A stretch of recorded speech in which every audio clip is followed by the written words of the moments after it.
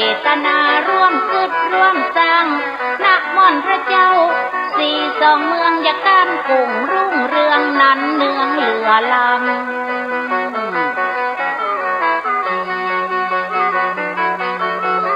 และนอนพระสี่สองเมืองดอยนางเที่ยวไปกะหูกันแล้วเคยไปแว่มาไกลซ้ำเป็นเขตรอยต่อเชียงใหม่กับเชียงไฮ้เจิญแม่ยิงพ่อใจไปร่วมกันเป็นเก้ามี250หัววัดหัวว่าจะแห่ขวดกันมาม่วนงานสันเล่าเขตอำเภอดอยสะเก็ดและเวียงป่าเป้าพร้อมกับอำเภอไกรเคียง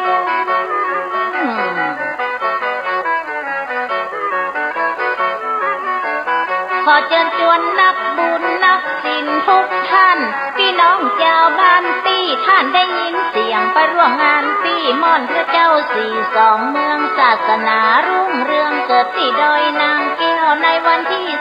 18ถึง20มีนา2565ใกล้จะมาถึงแล้ว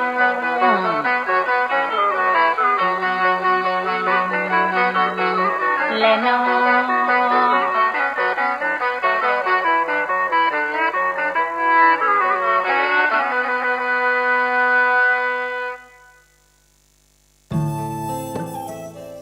ท่านกำลังติดตามรับฟังสถานีวิทยุกระจายเสียงพระพุทธศาสนาแห่งชาติและสังคมคลื่นเพื่อการศึกษาพระพุทธศาสนาและวัฒนธรรมระบบ FM 104.5 เมกะเฮิรตซ์รายการต่อไปเป็นรายการคดีโลกคดีธรรม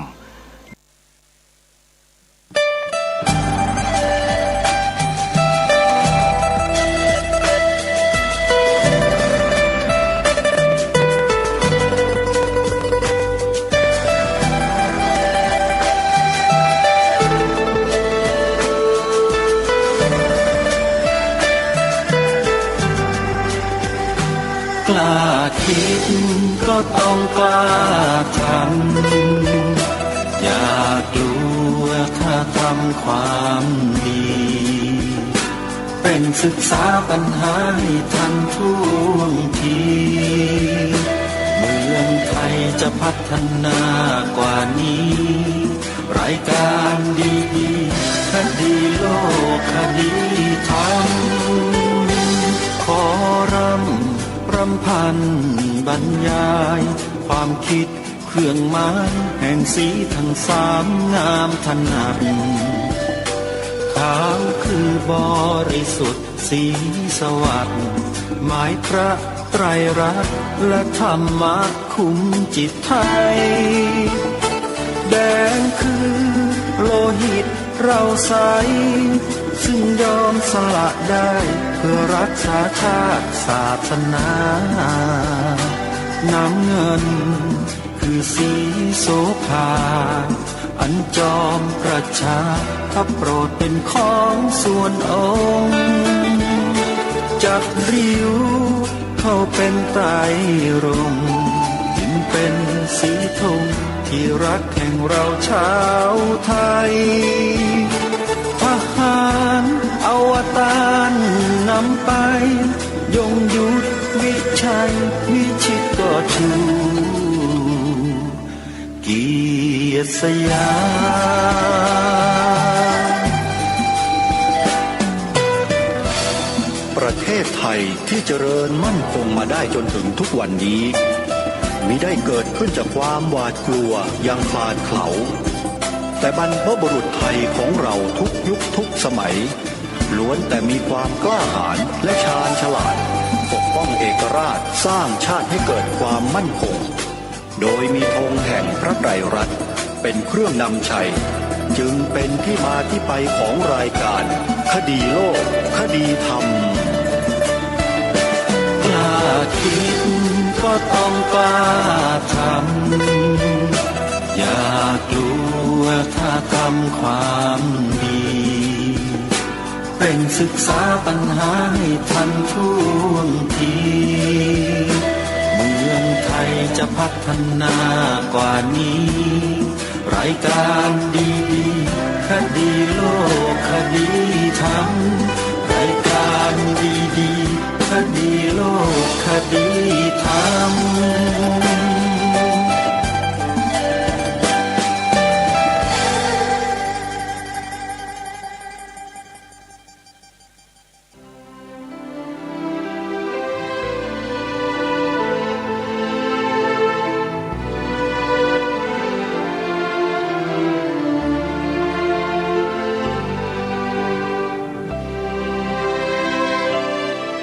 ขอกราบถวายความนอบน้อมแด่พระรัตนตรัยถวายความเคารพพระมหาเถระพระเถรานุเถระทุกท่านขอความสุขความเจริญในธรรม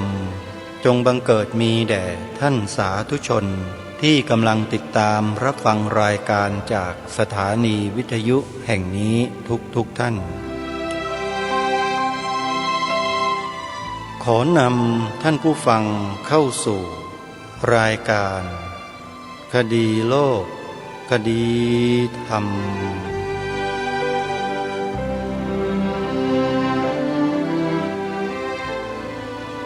พบกันวันนี้วันแรม5 ค่ำเดือน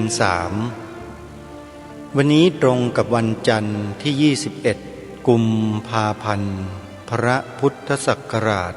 2565รายการคดีโลกคดีธรรมมาพบกับท่านผู้ฟังเป็นปกติทุกวันจันทร์ถึง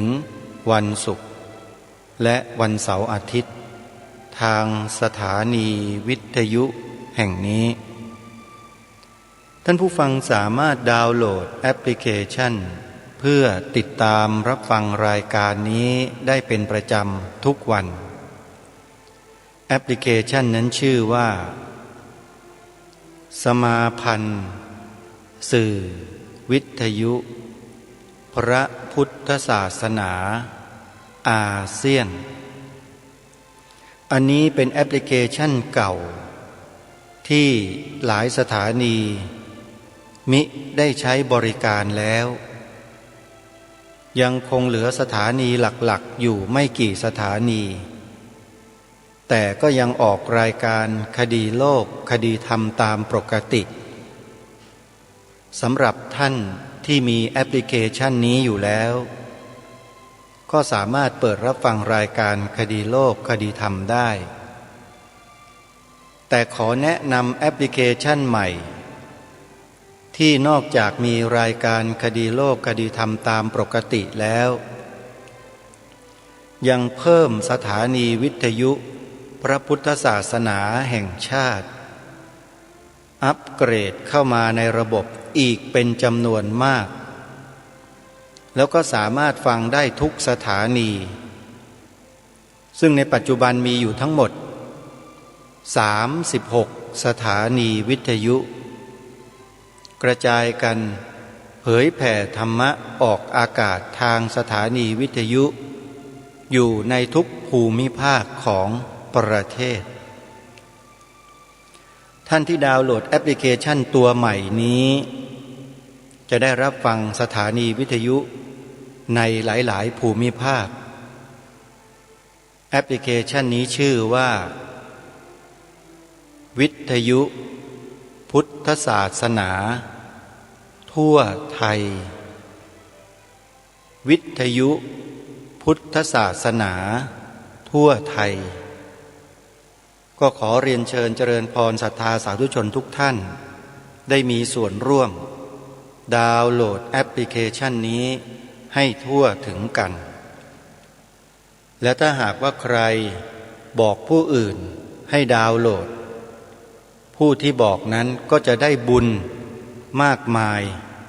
ได้บุญแล้วได้บุญอีกเพราะคนที่เราแนะนำได้ฟังธรรมะแล้วเกิดปัญญาสัมมาทิฏฐิ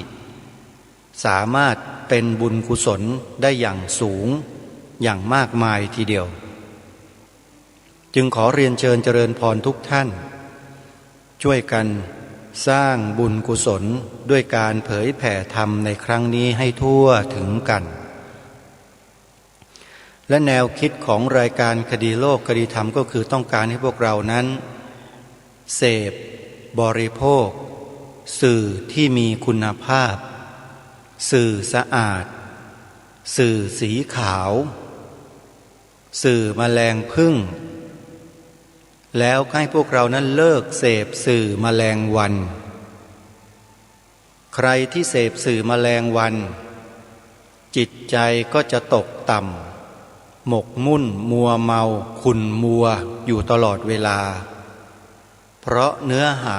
ที่สื่อแมลงวันนำมาเผยแพร่นั้น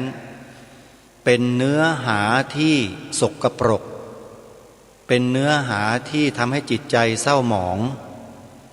เราก็เลิกเสพสื่อแมลงวันเหล่านั้นแล้วหันมาเสพบริโภคสื่อแมลงผึ้งสื่อแมลงผึ้งก็คือสื่อที่พระสงฆ์ท่านทำท่านเผยแพร่อยู่ในแอปพลิเคชันที่กล่าวมานี้ซึ่งปัจจุบันมีถึง36สถานีแล้วมีแนวโน้มจะเพิ่มขึ้นเรื่อยๆใครที่ยังไม่ได้ดาวน์โหลดไว้ก็ขอประกาศเชิญชวนให้ท่านดาวน์โหลดใช้โทรศัพท์มือถือระบบ Android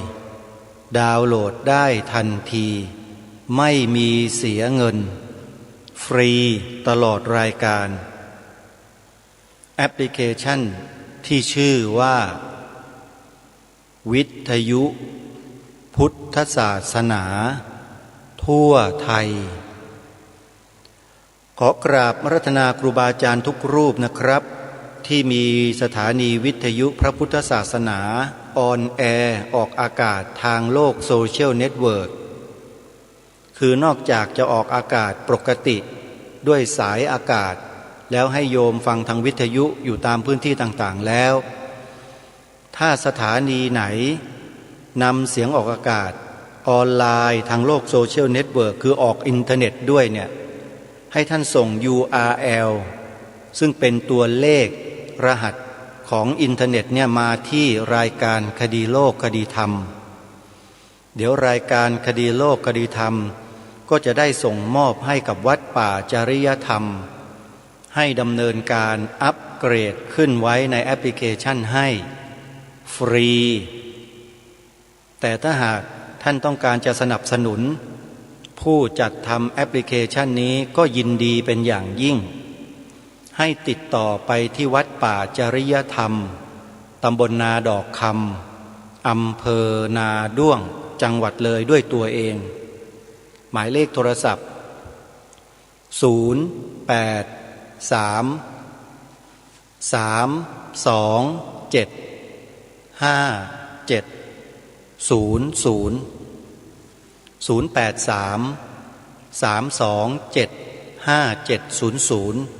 เป็นหมายเลขโทรศัพท์ของพระครูจริยสารธรรม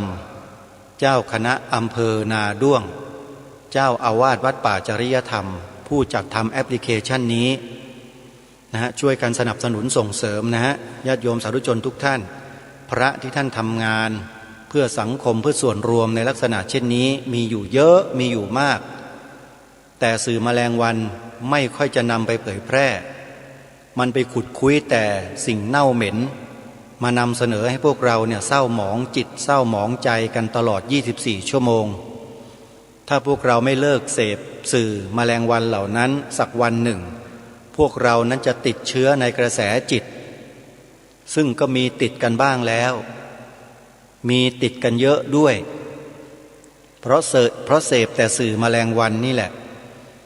แล้วเสร็จแล้วก็มาสอนพระมาตั้งแง่กับพระเวลาพระท่านสอนท่านบอกอะไรก็ย้อนแย้งกลับมาบอกสอนแต่คนอื่นนะพระสงฆ์สอนด้วยกันเองหรือยังนั่นนะดูซิออกข่าวออกสื่อผิดนู่นผิดนี่ทำอะไรชั่วๆเร็วๆคนพวกนี้ติดเชื้อในกระแสจิตถ้าไม่ติดเชื้อในกระแสจิตคนพวกนี้จะไม่พูดในลักษณะเช่นนี้แต่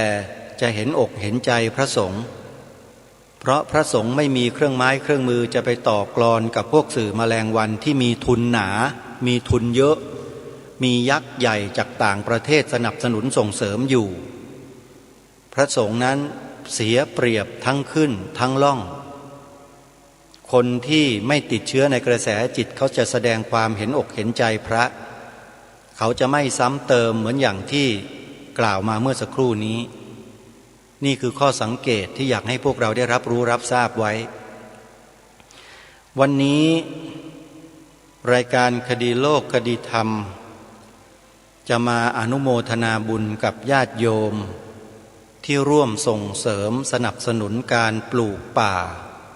ที่สวนป่าสามัคคีธรรมด้วยการรับเป็นเจ้าภาพทอดผ้าป่าสามัคคีล่าสุดเมื่อวันพุธที่16กุมภาพันธ์ที่ผ่านมาซึ่งตรงกับวันมาฆบูชาอาตมาภาพได้ทำสปอตประชาสัมพันธ์เชิญชวนญาติโยมสาธุชนได้มีส่วนร่วมทอดผ้าป่าออนไลน์ก็มีญาติโยมจำนวนหนึ่งได้โอนปัจจัยเข้ามาร่วมทำบุญอาตมาภาพต้องขออนุโมทนาสาธุการกับทุกท่านที่มีส่วนสนับสนุนให้อาตมาภาพได้ทำหน้าที่ซึ่งหน้าที่ในครั้งนี้ก็คือสร้างถนนทางเข้าสวนป่าสามัคคีธรรมงบประมาณจากการทอดผ้าป่าในครั้งนี้ได้ทั้งสิ้นโดยประมาณ 279,000 กว่าบาทซึ่งยังขาดงบประมาณอยู่อีกจำนวนมากกว่าครึ่งไม่เช่นนั้นคงจะสร้างถนนทั้งเส้นไม่แล้วเสร็จญาติโยมที่เข้าไปก็ยังคงต้องได้สัมผัสกับถนนที่เฉอะแฉะเป็นหลุมเป็นบ่อเป็นโคลนนะก็จะต้องลำบากกันต่อไปอีกในปีต่อๆไปนะโยมนะซึ่งอาตมาภาพได้งบเท่าไหร่ก็ทำเท่านั้นนะเท่าไหร่มีเท่าไหร่ก็ทำเท่านั้นโยมไม่ดิ้นรนไม่ขวนขวายไปเป็นหนี้เป็นสินเพราะไม่เป็นที่นิยมอาตมาไม่นิยมเป็นหนี้ใครนะได้มาก็จ่ายไปได้มาก็จ่ายไปทำได้เท่าไหร่ก็เท่านั้นก็ขอแจ้งให้กับญาติโยมทราบว่างบประมาณที่ตั้งไว้นั้นประมาณ 350,000 บาทก็ได้เงินทอดผ้าป่าทั้งทางออนไลน์ทั้งทอดในงานด้วยเนี่ยรวมแล้วก็ 279,000 กว่าบาทบวกลบคูณหาร 350,000 เหลือเท่าไหร่ญาติโยมก็ลองพิจารณาดูอาตมาภาพจะไม่มีการประกาศเชิญชวนให้โยมทำบุญย้อนหลัง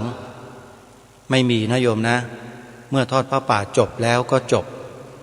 ส่วนใครจะโอนปัจจัยเข้ามาร่วมสมทบทำบุญตามหลังย้อนหลังมาอันนั้นแล้วแต่ญาติโยมจะพิจารณาแต่จะถามว่าครบไหมไม่ครบยังไม่ครบนะโยมตอบได้แค่นี้เองแล้วจะทำอย่างไรนั้นคำตอบไม่ใช่อาตมาภาพเป็นผู้ตอบแต่ญาติโยมเป็นผู้ตอบอาตมาตอบไม่ได้บอกได้แค่วันงานคือวันมาฆบูชาแล้วจบนะนี่คือสัจจะที่อาตมาภาพได้ตั้งไว้จะไม่พูดเรี่ยไรสร้างถนนต่อคือจบเท่าไหร่เท่านั้นทำได้เท่าไหร่ก็เท่านั้นนะโยมนะอาตมาภาพมีหน้าที่จะต้องมาทำเพื่อชาติศาสนาพระมหากษัตริย์เหมือนเดิมนี่คืองานหลักของอาตมาภาพใครจะไม่เห็นด้วยใครจะบอกว่าอาตมาภาพพูดอย่างนั้นพูดอย่างนี้แล้วก็จะให้อาตมาปรับเปลี่ยนตัวเองให้ไปพูดธรรมะอย่างนั้นอย่างนี้เหมือนกับองค์นู้นรูปนั้นรูปนี้เนี่ยไม่ต้องมาสอนมาบอกอาตมาภาพนะโยมนะอาตมาภาพมีวุฒิภาวะเพียงพอในการทำหน้าที่ของอาตมาภาพไม่ใช่เย่อหยิ่งจองหองหรอกแต่ดูสถานการณ์แล้วมันไม่สามารถจะหยุดทำหน้าที่ได้เพราะถ้าหากอาตมาภาพหยุดไปอีกสักคนหนึ่งเนี่ยคนไทยในประเทศนี้ก็คงจะหลับแบบสนิทไม่มีเหลือแล้วก็ถูกฝ่ายศัตรูเนี่ยเหยียบย่ำทำลายแบบง่ายดายอาตมาภาพพูดอะไรพูดตรงๆนะโยมไม่ต้องไปแปลความหมายและไม่ต้องสงสัยด้วยเพราะผ่านประสบการณ์มาเยอะผ่านมามากแล้วก็เรียนรู้อะไรๆในสังคมไทยเนี่ยมากพอสมควรเลยแหละอาตมาภาพนั้นมีหน้าที่นำเสนอ แล้วบอกให้กับทุกท่านเนี่ยทำอย่างนี้แล้วที่บอกให้ทำเนี่ยไม่ได้ทำเพื่อตัวอาตมาไม่ใช่ทำเพื่อรายการไม่ใช่ทำเพื่อใครทั้งนั้นเลยแต่ทำเพื่อประเทศชาติเพื่อพระพุทธศาสนาและเพื่อสถาบันพระมหากษัตริย์โดยยอมเอาตัวเองเนี่ยเข้าแลกยอมทุกอย่างทำทุกอย่างโดยไม่ได้อะไรตอบแทนไม่มีเงินเดือนเงินดาวไม่มีสปอนเซอร์ไม่มีเงินสนับสนุนจากใครทั้งนั้นสถาบันก็ไม่ได้มาซัพพอร์ตให้ไม่ว่าสถาบันชาติสถาบันพระพุทธศาสนาหรือสถาบันพระมหากษัตริย์ไม่มีใครมาซัพพอร์ตมาสนับสนุนหรอกสถาบันน่ะแต่มีญาติโยมที่เข้าใจนั่นแหละสนับสนุนอยู่เพราะเรานั้นหัวใจเดียวกันหัวใจของนักเสียสละอาตมาเชื่อมั่นในบุญกุศลที่ทำในคำที่พูดในจิตที่นึกคิดที่เป็นบุญเป็นกุศลที่เป็นเจตนาอันบริสุทธิ์เจตนาอันบริสุทธิ์นี้แหละจะมีพลานุภาพมากจะมีอานุภาพแรงและสูงและมีพลังมากด้วยใครไม่เชื่อก็ไม่เป็นไรแต่อาตมาภาพเชื่อมั่นตัวเองว่าเจตนาที่มีอยู่ในจิตใจของเราที่ทำงานในแต่ละคำพูดนี้ออกมาจากใจที่มันบริสุทธิ์ไม่ได้หวังสิ่งตอบแทนอะไรจากใครทั้งสิ้นแล้วก็ไม่กลัวใครจะด่าจะว่าจะอะไรทั้งนั้นแหละเพราะสิ่งเหล่านี้ได้สืบทอดมาโดยสายเลือดแห่งบรรพชนและบรรพบุรุษไทยซึ่งอาตมาภาพไม่จำเป็นจะต้องไปถ่ายเลือดมาจากบรรพบุรุษหรอกแต่ถ่ายทอดแนวความคิดที่บรรพบุรุษท่านได้สร้างและได้ถ่ายทอดมาในรูปของประวัติศาสตร์ในรูปของเหตุการณ์ในประวัติศาสตร์ที่เกิดขึ้นแล้วสร้างวีรบุรุษให้เกิดขึ้นบนผืนแผ่นดินไทยมากมายประวัติของท่านเหล่านั้นเป็นแบบอย่างที่ดีที่สุดที่เป็นผู้ที่เสียสละอย่างสูงสุดให้กับชาติบ้านเมืองนี้ส่วนคนเห็นแก่ตัวทั้งหลายทั้งปวงอาตมาภาพไม่เคยให้ความสำคัญทั้งนั้นไม่ว่าเขาจะเป็นคนอยู่ในตำแหน่งใหญ่โตแค่ไหนก็ตามถ้าเห็นแก่ตัวแล้วไม่สนใจอาตมาไม่สนใจทั้งนั้นนะอันนี้พูดด้วยความจริงใจเลยนะโยมคนเห็นแก่ตัวอย่ามาคุยกัน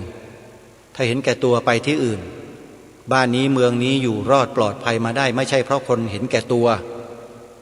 แต่เป็นเพราะคนที่เสียสละใครที่ไม่เสียสละอย่ามาพูดอะไรจงหุบปากจงเงียบแล้วก็เห็นแก่ตัวของตัวเองต่อไปนะฮะอาตมากำลังทำหน้าที่เพื่อส่วนรวมในส่วนตัวนั้นก็จะมีบ้างในการที่จะอนุโมทนาขอบคุณขอบใจท่านทั้งหลายที่มองเห็นประโยชน์และคุณค่าที่อาตมาภาพได้ท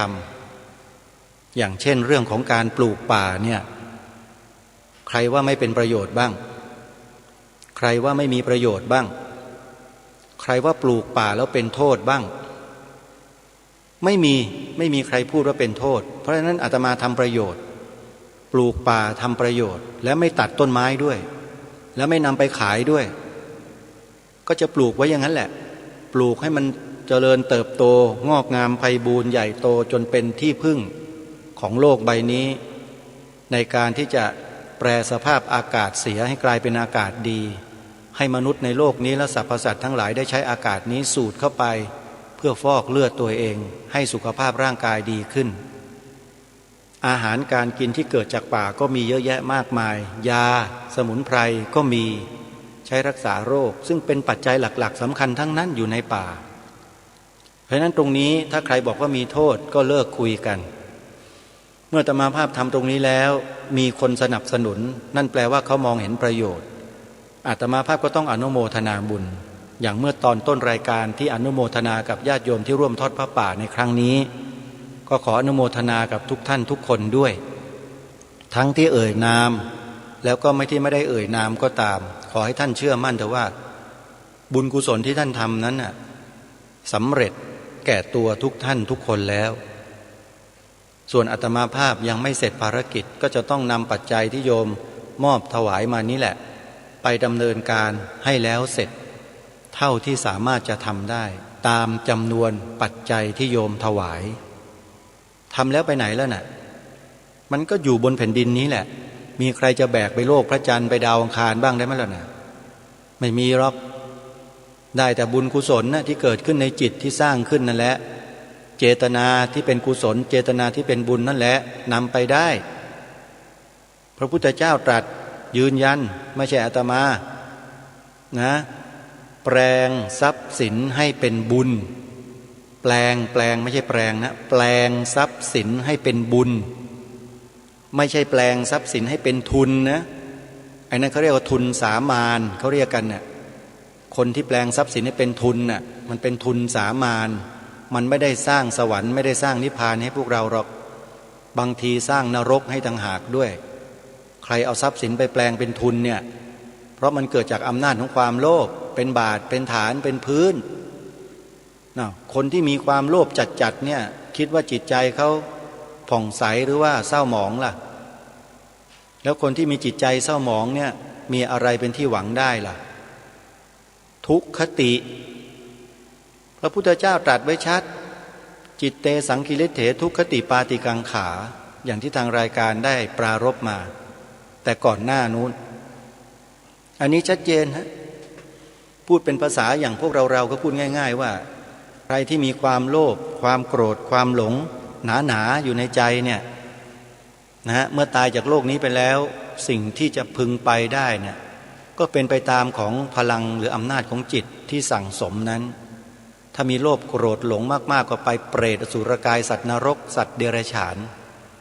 แต่ถ้าจิตไม่มีอกุศลจิตเป็นกุศลก็ไปสู่ภูมิมนุษย์ชั้นเลิศแล้วก็ไปภูมิสวรรค์ก็แค่นั้นเพราะฉะนั้นมนุษย์เรานั้นที่มีชีวิตอยู่มีลมหายใจอยู่ณปัจจุบันเนี้ยเร่งรีบดำเนินการทำให้ตัวเองนั้นมีจิตใจที่ผ่องใสมีจิตใจที่เป็นบุญเป็นกุศลให้มากๆไว้เรียกว่าเสบียงบุญสั่งสมไว้ทุกวันทุกเวลาทุกโอกาสที่สามารถทำได้ทำนะฮะกรรม3ประการไม่ว่ากายกรรมวจีกรรมมโนกรรมเนี่ยพยายามสร้างกุศลให้เกิดขึ้นทั้ง3ทวาร นี้ให้ได้แล้วสั่งสมมันทุกวันอะไรก็ได้สวดมนต์ภาวนานั่งสมาธิขนขวายทำกิจที่เป็นประโยชน์ต่อส่วนรวมมีให้ทำเยอะแยะไปดูในบุญกิริยาวัตถุ10ดูเลยนะนั่นแหละคือสิ่งที่มนุษย์ในโลกใบนี้ควรทำบุญกิริยาวัตถุ10มีทานศีลภาวนาเป็นต้นนั่นแหละทำเลย10ประการนะฟังธรรมแสดงธรรมอนุโมทนาบุญนะอุทิศส่วนกุศลเหล่านี้เป็นบุญทั้งนั้นพวกเราชาวพุทธก็ทำกันเป็นปกติอยู่แล้วแต่ก็มีชาวพุทธอีกจำนวนหนึ่งที่รู้แก่อำนาจของความโลภความโกรธความหลงก็ยังทำบาปทำอกุศลกันอยู่อย่างต่อเนื่องก็มีไอ้ตรงนี้ไม่ได้ห้ามแต่ก็ขอบอกว่าทำได้แต่อย่าให้มาเบียดเบียนในกิจที่เราทำกันอยู่ก็แล้วกันนะทำอะไรทำเถอะไม่ได้ห้ามหรอกแล้วเมื่อสักวันหนึ่งเมื่อมันเกิดผลอะไรขึ้นมากับชีวิตแล้วก็จะรู้เองก็ถือว่าเป็นการศึกษาเรียนรู้ไปในตัวด้วยนั่นแหละก็เรียกว่าการศึกษาธรรมะทุกอย่างคือธรรมะทั้งหมดไม่มีอะไรที่ไม่ใช่ธรรมะธรรมะที่พระพุทธเจ้าตรัสแสดงไว้มีทั้งหมด22ติกะรู้จักกันหรือเปล่าไม่ทราบพวกเราเนี่ยพอพูดคำว่า22ติกะไม่เข้าใจเพราะเป็นภาษาทางพระอภิธรรมถ้าภาษาทางธรรมก็จะฟังขึ้นมาง่ายหน่อยเขาเรียกว่ามาติกามีทั้งหมด22บทละ3ภาษาทางบาลีเรียกว่า22ติกะที่สวดว่ากุศลธรรมะอกุศลธรรมะพยากตาธรรมา สุขายะเวทนายสัมปยุตตาธรรมาทุกขายะเวทนายสัมปยุตตาธรรมาทุกขมาสุขายะเวทนายสัมปยุตตาธรรมาเสขาธรรมาเสขาธรรมาเนวเสขานาเสขาธรรมาปริตตาธรรมามหคตาธรรมาอัปปมานาธรรมาเป็นต้นเหล่านี้ในบทมาติกานี่แหละคือธรรมะแล้วมีอะไรในจักรวาลนี้ที่ไม่ใช่ธรรมะที่พระเจ้าตรัสแสดงไว้ใน22ติกาบ้างเอ้าใครทราบบ้างว่าอะไรไม่มีในนี้ตอบให้หน่อยไปดูในองค์ธรรมด้วยนะองค์ธรรมแต่ละติกะหมายถึงอะไรท่านกล่าวแสดงไว้เกลี้ยงหมดเลยไม่มีเหลือเลยในอภิธรรมมัทธสังฆะนะถ้าใครได้ศึกษาเรียนรู้มาก็จะเข้าใจว่าธรรมะหรือคำว่าธรรมะเนี่ยก็คือติกะมาติกา22ติกะที่พระพุทธองค์ตรัสแสดงไว้แล้วก็มีเหล่าสาวกผู้มากล้นไปด้วยปัญญาภูมิปัญญาเนี่ยท่านขยายความจำแนกแจกแจงเอาไว้ให้เราชำแรกให้เห็นถึงสภาวะของแต่ละติกะว่าคืออะไรเมื่อแยกแยะออกแล้วทีนี้แหละการที่เราจะพิจารณาสภาวะธรรมทั้งหลายทั้งปวงตามความเป็นจริงนะมันก็จะสะดวกและง่ายขึ้นเราก็จะไม่สะดุดไม่ติดการบรรลุธรรมมันก็จะง่ายขึ้นนะฮะอันนี้มันมีเงื่อนไขอยู่อย่างก็คือว่าจิตนั้นต้องเป็นกุศลโดยส่วนเดียวถ้ามีอุทธัจจะมีกุจจะมีวิจิกิจฉาแล้วเลิกพูดกันให้พิจารณาให้ตายก็ไม่บรรลุหรอกถ้ายังมีไอ้3ตัวนี้อยู่ในจิตนะมัวแต่ไปกังวลอยู่ใช่หรือเปล่าไอ้นั่นหรือเปล่าไอ้เนี่ยไปตั้งคำถามอยู่ในสภาวะในขณะเจริญภาวนาเนี่ยไม่ต้องพูดแล้วไปไม่ได้นะไปไม่รอดนะพวกเนี้ย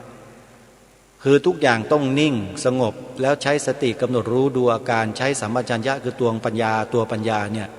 เข้าไปชำแรกแจกแจงดูสภาวะเหล่านั้นให้เห็นชัดแล้วความรู้คือตัวปัญญามันก็จะเพิ่มพลังมากขึ้นรู้ลึกขึ้นเข้าใจมากขึ้นนี่แหละคือปัญญาในพระพุทธศาสนาพอรู้แล้วก็ปลงก็ปลดก็ปล่อยวางแต่ถ้าไม่วางไปจับยึดว่ากูรู้กูเก่งกูฉลาดกว่าใครไอ้นี่ก็โง่อีกแล้วตัวโง่เข้าครอบงำมันละเอียดเรื่องพวกนี้ละเอียดมากนะพลาดนิดเดียวกลายเป็นอัตวาทุปาทานไปเลยมันกลายเป็นอัตวาทุปาทานไปเลยนะแล้วเผลอๆมันกลับขึ้นไปเป็นทิฏฐุปาทานขึ้นไปอีกด้วยแล้วศีลปตุปาทานมันก็ไม่เหลืออุปาทาน3อย่างนี่ครอบงำจิตจบเลยไม่มีทางที่จะบรรลุธรรมได้ยึดมั่นในอัตตาตัวตนอะไรต่างๆซึ่งในปัจจุบันเนี้ยดูเอาแล้วกันโยมชาวพุทธเราไม่ว่าจะเป็นบรรพชิตไม่ว่าจะเป็นญาติโยมก็แล้วแต่เถอะอัตวาทุปาทานทิฏฐุปาทานศีลปตุปาทานเพียบเลยจริงไม่จริงพิจารณาดูให้ดีนะอย่าเพิ่งเชื่ออาตมาภาพเพียงแค่ตั้งข้อสังเกตแล้วก็มองดูใช้หูฟังแล้วใช้จิตตัวปัญญาพิจารณาคำพูดของแต่ละคนแต่ละท่านเนี่ยมันมองเห็นสภาวะในจิตทำไมมองเห็นล่ะก็เรียนมาน่ะถ้าไม่เรียนแล้วมันจะรู้ไหมล่ะว่าจิตแบบนั้นคือจิตประเภทไหนอย่างไรสหรคตไปด้วยอะไรมีองค์ธรรมประกอบคืออะไรบ้างมันรู้จากการที่เราเรียนเขียนอ่านท่องจำวิเคราะห์จนกระทั่งเข้าใจมันไม่ใช่วิเศษวิโสไม่ใช่มีมโนมยิทธิอะไรหรอกโยมอย่าไปเที่ยวมั่วอาตมาไม่ได้มีมโนมยิทธิยิทเถอะอะไรเขาหรอกก็ธรรมดาคนสามัญเหมือนโยมนี่แหละแต่ได้ศึกษาเล่าเรียนมาขันธ์5เนี่ยท่านแจกแจงออกไปเนี่ยหนังสือกองเป็น10ล้อนู่นน่ะเต็ม10ล้อยังแจกแจงกันไม่หมดเลยถ้าเอาจริงๆเนี่ยแค่ปัจจัย24อย่างเดียวก็ปาก็ไปครึ่งรถ10ล้อแล้วโยมไม่เชื่อก็ไปถามครูบาอาจารย์ทั้งหลายทั้งปวงดูดิเขายังแจกแจงกันไม่หมดเลยนั่นน่ะเกิดมาชีวิตนี้ตายไปยังแจกแจงไม่หมดเลยปัจจัย24ที่องค์สมเด็จพระสัมมาสัมพุทธเจ้าตรัสรู้แล้วตรัสแสดงไว้เนี่ย เหตุปัจจโยอารัมมณปัจจโยอธิปติปัจจโยอนันตรปัจจโยสมนันตรปัจจโยสาชาตปัจจโยอัญญมัญญปัจจโยนิสยปัจจโยปนิสยปัจจโยปเรชาตปัจจโยปัจฉาชาตปัจจโยอาเสวนปัจจโยกรรมปัจจโยวิปากปัจจโยอาหารปัจจโยอินทรียปัจจโยชานะปัจจโยมรรคปัจจโยสัมปยุตตปัจจโยวิปยุตตปัจจโยอัตถิปัจจโยนัตถิปัจจโยวิคตปัจจโยอวิคตปัจจโย24ปัจจัยเนี่ยจำแนกแจกแจงกันไม่รู้จักจบไม่รู้จักสิ้นนี่คือพระสัพพัญยุตญาณเป็นไงโยมให้อาตมาพูดธรรมะแล้วฟังรู้เรื่องไหมโยมคนที่อยากให้พูดธรรมะน่ะนี่แหละธรรมะแล้วจะฟังกันได้ไหมเล่าถ้าให้พูดรู้เรื่องกันไหมเล่าก็บอกแล้วว่าอาตมาเนี่ยขอเว้นไว้สักคนเธอโยมอย่าให้พูดเลยธรรมะน่ะพูดแล้วโยมฟังกันไม่รู้เรื่องหรอกเพราะพื้นของโยมไม่มีอาตมาพูดเรื่องง่ายๆให้พวกเราได้ช่วยกันเป็นบุญเป็นกุศลไปก่อนปูพื้นฐานปูทางแห่งศรัทธาของพวกเราก่อนเดี๋ยวดูซิว่าตัวเรามันมีศรัทธาจริงหรือเปล่าศรัทธาในพระพุทธศาสนาเนี่ยเพียงแค่ให้พูดคำว่าพระพุทธศาสนาเป็นศาสนาประจำชาติไทยของเราแค่นี้เรายังพูดกันไม่ได้แล้วจะไปศึกษาเรียนรู้ธรรมะ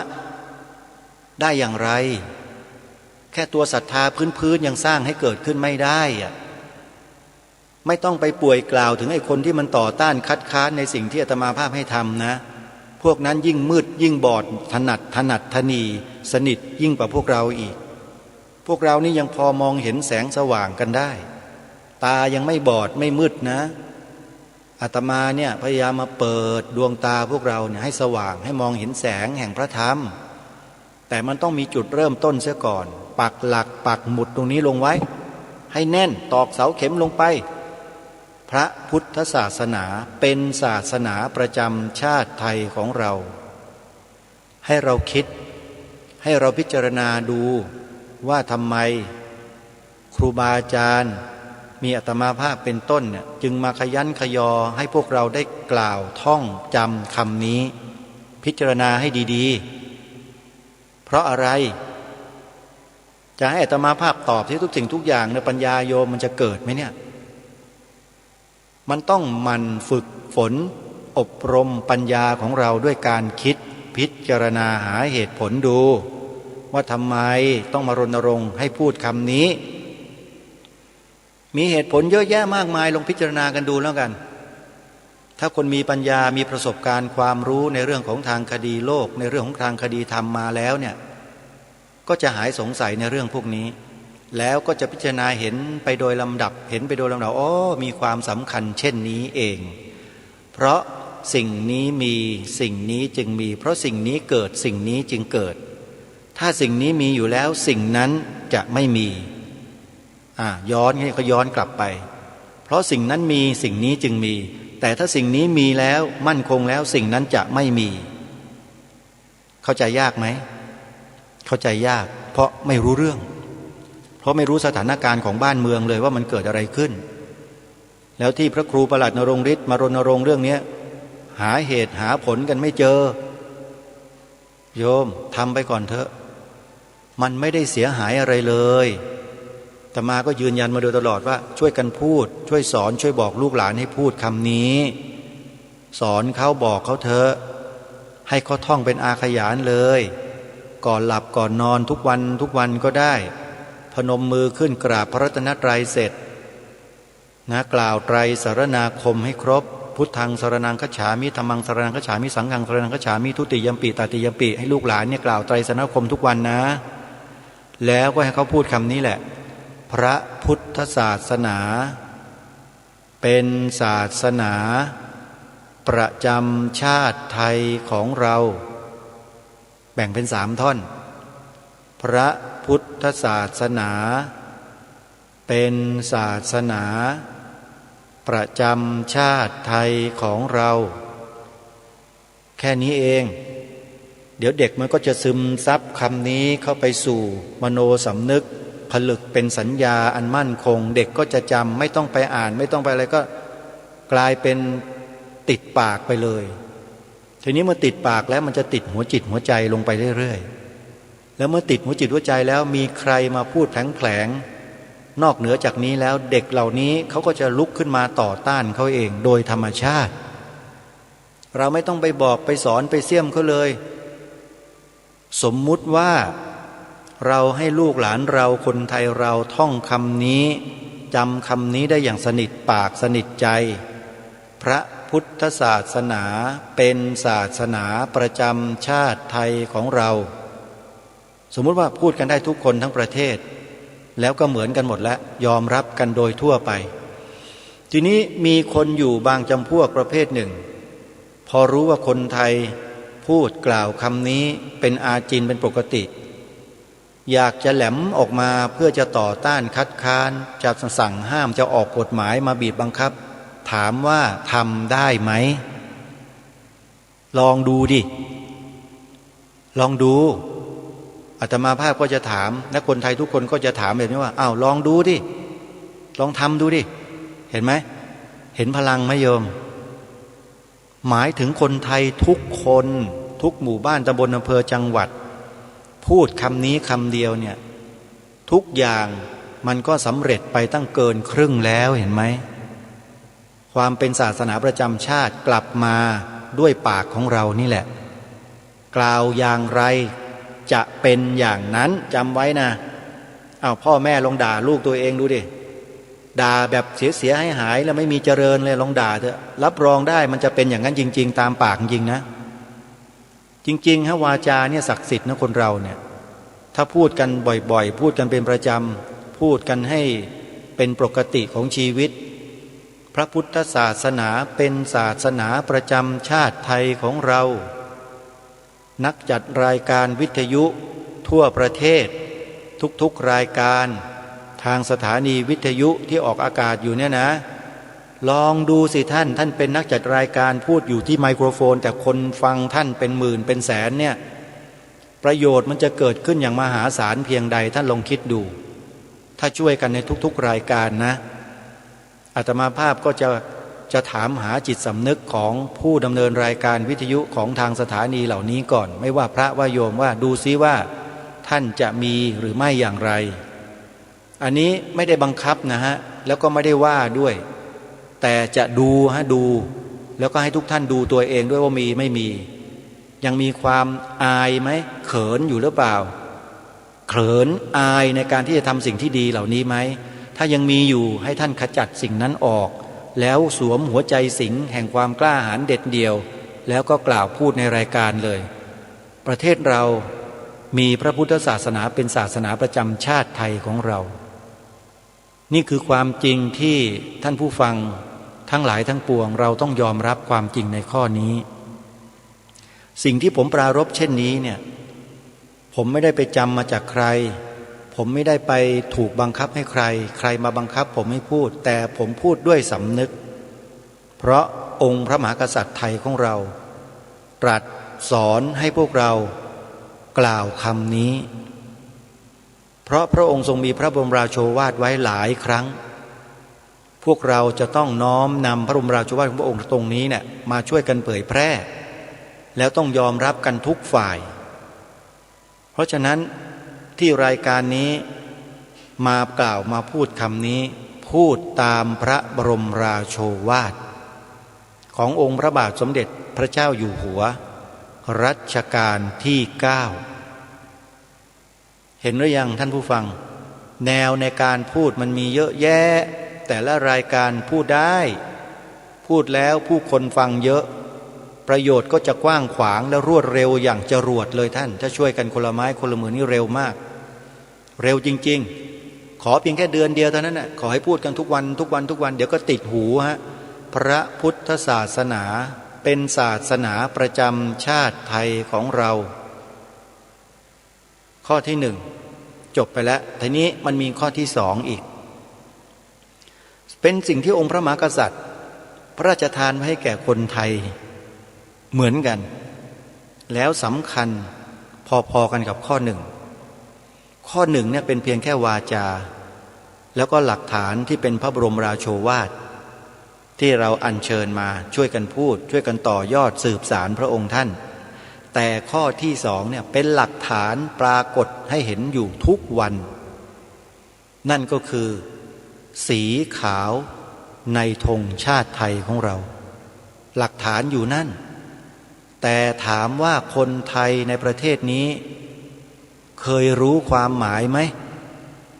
ว่าหลักฐานของประเทศที่อยู่บนยอดเสาธงปลิวสง่าสวยงาม3 สี3 แถบอยู่นั่นน่ะแดงขาวน้ำเงินนั่นน่ะเรารู้ความหมายกันไหมอ่ะคนไทยรู้ไหมถามจริงๆรู้เหมือนเด็กอนุบาลหรือเปล่ารู้อยู่แค่ภูมิปัญญาของเด็กอนุบาลอยู่ไหมเด็กอนุบาลน่ะครูเขาสอนว่าสีแดงหมายถึงชาติสีขาวหมายถึงศาสนาสีน้ำเงินหมายถึงพระมหากษัตริย์นี่คือความรู้ของเด็กอนุบาลพวกเรามีภูมิปัญญาแค่เด็กอนุบาลกันอยู่แค่นั้นหรือเปล่าอาตมาคนหนึ่งหลักไม่ยอมเด็ดขาดที่จะอยู่แค่ภูมิปัญญาแค่เด็กอนุบาลน่ะให้ใครมาดูถูกได้เราเป็นคนไทยนะและเป็นผู้หลักผู้ใหญ่กันแล้วด้วยถ้าเรามาตอบคำถามว่าสีต่างๆในธงชาติหมายถึงอะไรแล้วมาตอบเหมือนเด็กอนุบาลอย่างนี้น่ะมันน่าอายขายขี้หน้าชาวโลกเขาแค่ไหนลองคิดดูดิจริงไม่จริงโยมารีเฮมรำมนุษย์รากหญ้ายอดพ่อค้าหัวใจทรนงจังหวัดสุรินทร์บุรีรัมย์จริงไหมโยมารีแล้วญาติโยมสาธุชนที่ฟังรายการอยู่ว่าจริงไหมอะไรกันคนไทยมีประเทศเป็นเอกราชไม่ตกเป็นทาสไม่ตกเป็นเมืองขึ้นใครเลยและมีสัญลักษณ์เป็นเอกราชนะเป็นธงชาติที่ปลิวสวัยสวยงามสง่าเป็นศักดิ์ศรีเป็นเกียรติอยู่แต่ปรากฏว่าคนไทยทั้งประเทศมันแปลความหมายไม่ได้สักคนหนึ่งมันยังเป็นเด็กอนุบาลกันอยู่เลยเคยถามตัวเองไหมว่ากูเป็นเด็กอนุบาลอยู่หรือนี่ทำไมเรื่องธงชาติจึงไม่มีความรู้เลยเคยถามตัวเองไหมถ้าไม่เกิดเหตุการณ์สำคัญในประเทศขึ้นรายการคดีโลกธรรมโดยอาตมาภาพก็จะไม่นำสิ่งเหล่านี้มาปรารภแล้วจะไม่มารณรงค์ให้พวกท่านได้ช่วยกันท่องจำบทพระราชนิพนธ์ความหมายธงไตรรงค์ในข้อที่2นี้เลยแต่เพราะมันเกิดเหตุจริงๆคนอยู่ในตำแหน่งอำนาจในระดับสูงของประเทศสูงเลยนะไม่ใช่เล็กๆนะในระดับข้าราชการทั่วไปนี่แหละไปทำให้ความหมายของธงชาติบิดเบือนผิดเพี้ยนแล้วเป็นการหมิ่นพระบรมเดชานุภาพขององค์พระมหากษัตริย์พระองค์หนึ่งซึ่งพระองค์ทรงพระราชทานความหมายธงไตรรงค์ไว้ด้วยเดี๋ยวหม่อมหลวงกาญจพงศ์วรวุฒิหรือหม่อมช้างเขาจัดการแน่ๆไม่ต้องกลัวโดน157ทุกคนไม่ว่าใครทั้งนั้นอาตมาภาพบอกได้เลยเขาไม่เลี้ยงไว้หรอกคนประเภทนี้แล้วเราไม่จำเป็นจะต้องไปยินยอมความอะไรกับคนประเภทนี้นะอย่าไปเมตตากรุณาแบบโง่ๆเหมือนอย่างที่เคยเป็นมาอีกแล้วจะพารักษาประเทศนี้ไม่รอดขอบอกไว้เลยนะแต่คำว่าเมตตากรุณาแบบโง่ๆเนี่ยไร้ปัญญาเนี่ยศัตรูมันถือขวานถือมีดไว้ข้างหลังมองไม่เห็นหรอกแต่ปากมันปราศัยอยู่นั่นแหละแต่น้ำใจมันเชือดคออยู่ตลอดไอ้คนเราเนี่ยมันชอบเชื่อคำพูดคนโดยที่ไม่ไตร่ตรองพิจารณาดูให้มันเสียดีซะก่อนแล้วสุดท้ายก็ถูกเขาฟันคอถูกเขาเชือดตายและเสร็จแล้วก็ขึ้นครองอำนาจเหยียบย่ำทำลายหมดไม่มีเหลือเหมือนอย่างหลายประเทศที่มันเคยเกิดมาแล้วเห็นไหมล่ะรู้จักไปดูประวัติศาสตร์บ้างความทำลายหรือการถูกทำลายล้างศาสนาพุทธถูกทำลายล้างจากประเทศนั้นประเทศนี้เยอะแยะมากมายไปดูกันบ้างแล้วเราจะยอมให้ประเทศเราเป็นอย่างนั้นหรือถ้าไม่ยอมช่วยกันทำหน้าที่ตามที่รายการนี้เสนอแนะมันไม่ยากเลยฮะและเป็นสิ่งที่ดีด้วยเป็นการรักษาพระราชปณิธานขององค์พระมหากษัตริย์ของเราที่พระองค์ได้พระราชทานไว้ให้ด้วยเป็นการแสดงความจงรักภักดีอย่างแท้จริงด้วยส่วนใครต่อต้านคัดค้านไม่เห็นด้วยไอ้พวกนี้กบฏอาตมาชี้หน้าบอกได้เลยพวกนี้มันกบฏทั้งนั้นน่ะมันไม่ดำเนินรอยตามองค์พระมหากษัตริย์ของประเทศตัวเองและปากมันก็พูดว่าจงรักภักดีไอ้พวกจอมปลอมไอ้พวกนกแก้วนกขุนทองทั้งนั้นรัชกาลที่6นี่ตรัสว่าเลยนะในวาทะพระมงกุฎที่เคยนำมาอ่านให้ฟังจำได้ไหมท่านผู้ฟัง เพราะฉะนั้นเรื่องเหล่านี้เราต้องจริงจังนะทำเล่นไม่ได้นะโยมต้องจริงจังเลยแหละบอกลูกสอนหลานสอนนักเรียนนักศึกษาเนี่ยให้พูดกันครูบาอาจารย์ในโรงเรียนก็เหมือนกันบอกสอนไปเลยสีขาวในธงชาติหมายถึงพระพุทธศาสนาเท่านั้นครูคนไหนกล้าบ้างแล้วถ้าเกิดมีผู้อำนวยการคนไหนหรือว่าข้าราชการในระดับสูงที่เป็นผู้บัญชาการคนไหนมาบอกให้ครูหยุดแล้วก็มาพูดมุ่นพูดนี่โยมช่วยจดชื่อนามสกุลตำแหน่งส่งรายการคดีโลกคดีธรรมด้วยนะจะเป็นความกรุณาอย่างยิ่งเราก็จะได้ช่วยกันแก้ไขไม่ใช่อะไรไม่ใช่ไปทุบหัวเขาหรอกแก้ไขสิ่งผิดให้มันถูกช่วยกันนะครูสอนเด็กนักเรียนเลยสอนไปเลยสีขาวในธงชาติไทยหมายถึงพระพุทธศาสนาเท่านั้นดูสิใครมันจะกล้ามาขวางบ้างถ้าครูคนไหนมีใครมาขวางครูบอกรายการนี้นะทั้งประเทศแต่เชื่อเถอะครูเองก็ปากกล้าแต่ขาสั่นกันทั้งนั้นน่ะไม่กล้ากันหรอกกลัวจะถูกไล่ออกหรือเปล่าโธ่เอ้ยทำไมอ่อนหัดกันขนาดนี้เนาะคนไทยเราเนี่ยได้ดาบอาญาสิทธิ์จากองค์พระมหากษัตริย์มาไม่ใช้กันดูสิธงชาติเป็นดาบอาญาสิทธิ์ที่ให้พวกเรายืนหยัดอยู่บนความศักดิ์สิทธิ์แต่เรามาอ่อนแอกันเองแล้วจะไปโทษใครล่ะไม่โทษตัวเองกันน่ะแล้วจะมาว่ารายการคดีโลกคดีธรรมไม่ดีได้ไหมแบบนี้มันต้องยกมืออนุโมทนาสาธุกราบขอบพระคุณหลายๆรอบนั่นแหละถึงจะถูกนะที่รายการนี้มาชี้ทางให้ไม่ใช่มารำเลิกบุญคุณหรืออะไรเราโยมอาตมาไม่ต้องหรอกแต่มันควรจะเป็นอย่างนั้นไหมล่ะที่มาเปิดหูเปิดตาให้รู้ความจริงเพราะฉะนั้นอย่าพลาดอย่าประมาทในโอกาสเหล่านี้นะขอบอกว่าให้ช่วยกันเถอะยังไม่สายหรอกคนเรายังมีสติปัญญากันอยู่ยังไม่มัวเมายังไม่ลุ่มหลงกันแต่ถ้าปล่อยไปนานๆก็อาจจะมัวเมาลุ่มหลงบางสิ่งบางอย่างกันได้จนลืมกำพืชตัวเองเลยก็มีนะต้องระวังด้วยอย่าปล่อยเวลาให้มันยืดยาวไปมากเดี๋ยวจะโดนครอบงำกันหมดวันนี้รายการคดีโลกคดีธรรมมาถึงช่วงสุดท้ายของรายการแล้วต้องขออนุโมทนาอีกครั้งหนึ่งนะสำหรับญาติโยมที่ได้ร่วมทอดพระป่าสามัคคีเมื่อวันมาฆบูชาที่ผ่านมาอาตมาภาพได้ปัจจัยยังไม่ครบได้ 270,000 กว่าบาทในจำนวนทั้งสิ้นที่จะจัดทำถนนได้ตั้งงบไว้เนี่ย 35,000 บาท350,000 บาทขอไปได้ไม่ครบจะทำยังไงงั้นอาตมาไม่บอกโยมก็พิจารณาแล้วตอบกันเองส่วนอาตมาภาพก็ทำหน้าที่เท่าที่ความสามารถและปัจจัยที่โยมมอบถวายไว้ให้นั้นเท่านั้นโยมหมดเมื่อไหร่ก็หยุดแล้วก็จะค่อยว่ากันในโอกาสต่อไปวันนี้เวลาของรายการหมดลงแล้วอาตมาภาพต้องขอสมมุติยุติรายการไว้แต่เพียงเท่านี้ไว้พบกันใหม่ในวันต่อไปขอความสุขสวัสดีในธรรมแห่งองค์สมเด็จพระบรมศาสดาสัมมาสัมพุทธเจ้าจงปรากฏเกิดมีขึ้นในจิตใจของท่านผู้ฟังทุกท่านทุกคนเทินขอเจริญพร กล้าคิดก็ต้องกล้า